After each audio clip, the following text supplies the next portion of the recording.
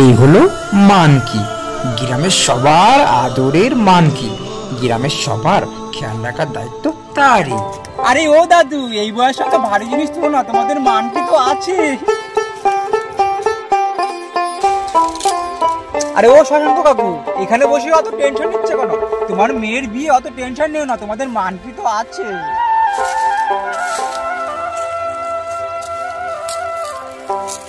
আরে ও মনামাসি, ওষুধটা ঠিকঠাক খেয়ে নিও। আরে হ্যাঁ রে পাগলু।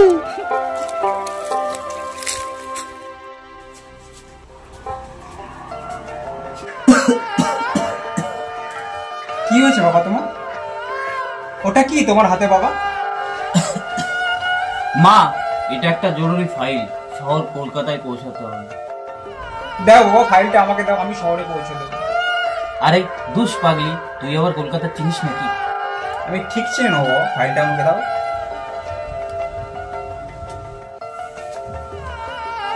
সাবধানে যাস মা। আমি তাহলে আসছি বাবা।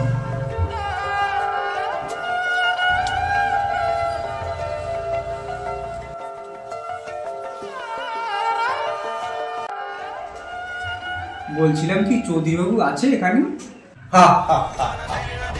ওরে ময়না, এটা একটু বোঝা, এখানে সবাই বাবু কাকে চাই। ও তাহলে আমি না এখানে ভুল করে ঢুকে পড়েছি। এখান থেকে বেরোনোর রাস্তাটা কোন দিকে?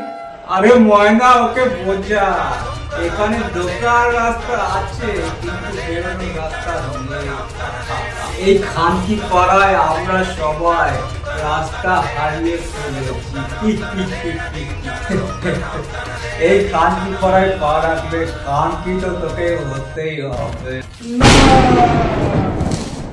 ময়না, একে নিয়ে যা, ওর কাজ বুঝিয়ে দে।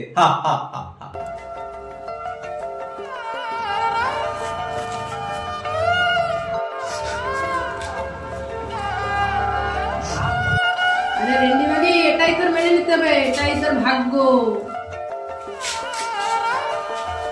এ মালগুলোকে গাড়িতে তোল। রে রুল, কই মানে কেডা? বস, নতুন এসছে এই মালটা।